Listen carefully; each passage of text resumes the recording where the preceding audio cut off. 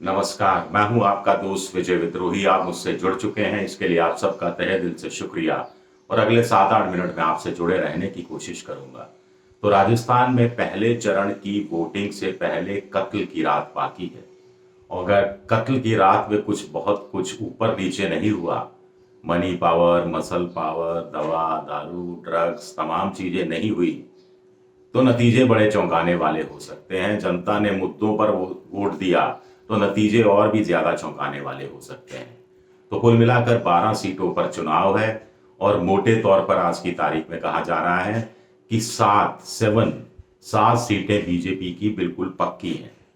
साथ ही साथ ये भी कहा जा रहा है कि करीब करीब 3 सीटें कांग्रेस की भी पक्की हैं। कांग्रेस या कांग्रेस गठबंधन की 3 सीटें पक्की हैं और 2 सीटें फंसी हुई हैं।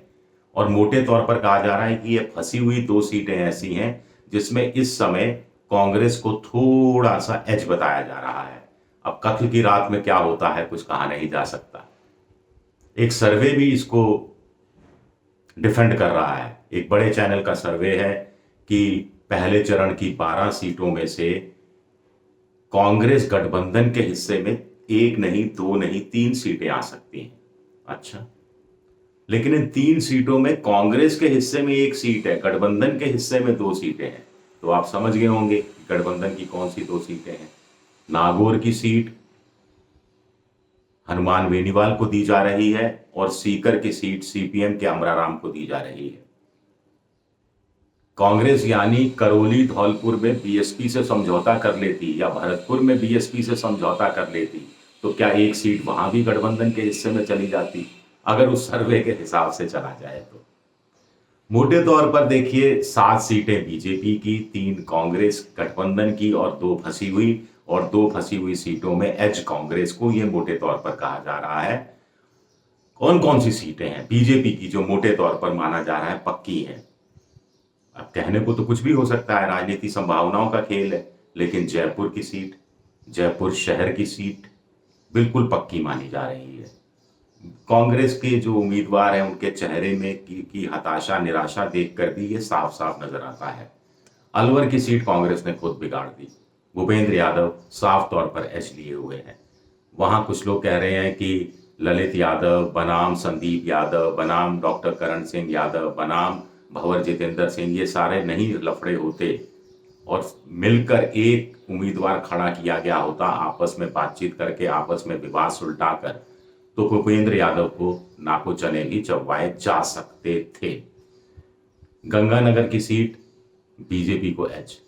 हालांकि दोनों बीजेपी की जो महिला उम्मीदवार हैं वो नहीं है, लेकिन संगठन है, कार्यकर्ता हैं और बहुत कुछ है उस पार्टी के पास जिससे एज उसे मिला हुआ है। और कांग्रेस के उम्मीदवारों के साथ शायद कांग्रेस के भी उतने लोग नहीं है। यही हालत बीकानेर की है जहां अर्जुन मेघवाल को साफ तौर पर एज बताया जा रहा है। इसके अलावा करौली धौलपुर की सीट, वसुंधरा का भी वहां दखल है, लेकिन वो सीट भी कांग्रेस के पक्ष में नहीं जाएगी और पिछली बार की तरह बीजेपी जीत जाएगी, ये बात कही जा रही है। वैसे पिछली बार के हिसाब से सारा मंजर इन 12 सीटों पर बदल गया है। पिछली बार सिर्फ 1 सीट थी अर्जुन राम मेघवाल की जिनको रिपीट किया गया है।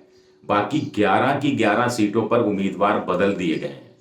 एक आध जगह तो को विधानसभा में आ गए जैसे बाबा बालकनाथ, और बाकी जगह कांग्रेस से लाए गए ज्योति मिर्धा नागौर में। तो सब जगह कैंडिडेट बदल दिए गए हैं, ये खास बात है।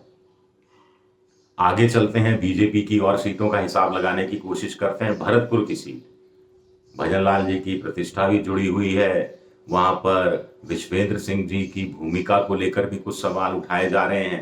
हालांकि कांग्रेस ने कैंडिडेट अच्छा दिया है, अच्छी दी है, समझ लीजिए। महिला है संजू जाटव, अच्छा मजबूत चुनाव वो विधानसभा का भी लड़ी थी, मुश्किल 406 या 409 वोटों से हारी थी। लेकिन साथ नहीं हो तो दिक्कत हो ही जाती है, आप जानते हैं। अब कांग्रेस के हिस्से की बात करें तो मैंने आपको बताया और वो सर्वे भी बता रहा है कि आरएलपी यानी हनुमान बेनीवाल के हिस्से में नागौर की सीट जा सकती है। हालांकि मुकाबला टच एंड गो का है, यहाँ कत्ल की रात बहुत बड़ी भूमिका निभाने वाली है। गैर जाटों के हाथ में चाबी है नागौर से किसको संसद की गाड़ी में बिठवाकर भेजा जाएगा।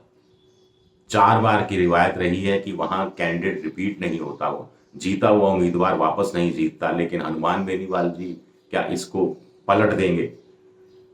सीकर, चूरू, झुंझुनू, शेखावटी विधानसभा चुनाव एक तरफा करीब करीब कांग्रेस के पक्ष में गया था, तो लोकसभा चुनाव में भी यही स्थिति रहेगी। क्या तीनों सीटें कांग्रेस निकालने की स्थिति में है? कुछ लोग कह रहे हैं 2 सीटें निकाल लेगी। वो सर्वे कह रहा है कि 1 सीट निकाल रही है कांग्रेस, वो भी उनका गठबंधन अमराराम वाली सीट सीकर की। कुछ लोगों को इसमें संदेह है कि अमराराम पिछली बार लोकसभा चुनाव में शायद 32-34 हजार वोट ही मिले थे, तो ऐसे में कांग्रेस का पूरा सहयोग, हालांकि डोटासरा साहब जोर लगाए हुए हैं, लेकिन 1 सीट अगर जीत रही है बीजेपी, कांग्रेस जीत रही है शेखावटी बेल्ट में, तो क्या चूरू की सीट हार रही है? राहुल कसबा हार रहे हैं, विजेंद्र ओला हार रहे हैं? मुझे लगता है कि यहां मुकाबला टच एंड गो का है। बहुत कह सकते हैं कुछ भी हो सकता है। मैं तो इन तीनों में से 2 सीटें कांग्रेस को दूंगा, पता नहीं कौन सी सीट ये देखी जाएगी। इसी तरह दौसा की सीट कांग्रेस को दी जा रही है। पिछली बार बीजेपी सबसे कम 78,000 वोटों से ही जीती थी, और इस बार मानकर चल रही है बीजेपी में भी कुछ कुछ मुझे लगता है शायद हथियार डाल दिए हैं। हालांकि प्रधानमंत्री का रोड शो हुआ, उससे भी चीजें कुछ सुधरी, लेकिन कुछ सुधरना बाकी है। फिर सचिन पायलट की व्यक्तिगत प्रतिष्ठा दांव पर है, उन्होंने पूरा जोर लगा रखा है। अशोक गहलोत भी इस सीट पर दौरे करके गए हैं, चुनावी सभा करके गए हैं, तो माली समाज में भी एक पॉजिटिव रिस्पॉन्स गया ही होगा। तो मीणा, माली और गुर्जर मिलकर क्या कमाल दिखा सकते हैं। और फिर मुरारी लाल मीणा, कन्हैया लाल मीणा के मुकाबले थोड़ा राजनीतिक हिसाब से थोड़ा मजबूत बैठते हैं, ये बात भी आप अच्छी तरह से जानते हैं। तो कुल मिलाकर मोटे तौर पर यह आकलन है कि 12 सीटों पर चुनाव हो रहा है।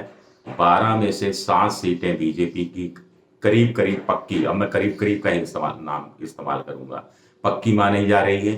कांग्रेस की करीब करीब 3 सीटें, कांग्रेस से मतलब कांग्रेस गठबंधन की 3 सीटें पक्की मानी जा रही हैं, और 2 सीटों में मामला बुरी तरह से अटका हुआ है, फंसा हुआ है। देखना दिलचस्प होगा कि कहानी किस तरफ जाती है, क्योंकि अभी भी करीब करीब 10% वोटर ऐसा है जिसने तय नहीं किया है कि उसे वोट कहां देना है, किसे देना है। आज की रात है, कल की रात है, जिसमें उसे तय करना होगा, क्योंकि 19 की सुबह तो उसको लाइन में लग ही जाना होगा। एक अपील है इन 12 लोकसभा सीटों में जो लोग रह रहे हैं, जो वोटर हैं, सुबह सुबह जल्दी निकल जाइए, फिर गर्मी पड़ जाएगी। हालांकि मौसम विभाग का कहना है कि बारिश हो सकती है, जयपुर में खासतौर से ये कहा जा रहा है। देखा जाएगा, मौसम बदलता है तो अच्छा है इस गर्मी में, और सियासी मौसम बदले, बहुत से लोग ये भी उम्मीद लगाए बैठे हैं। तो कितना सियासी मौसम बदलता है ये देखना भी अपने आप में दिलचस्प होगा।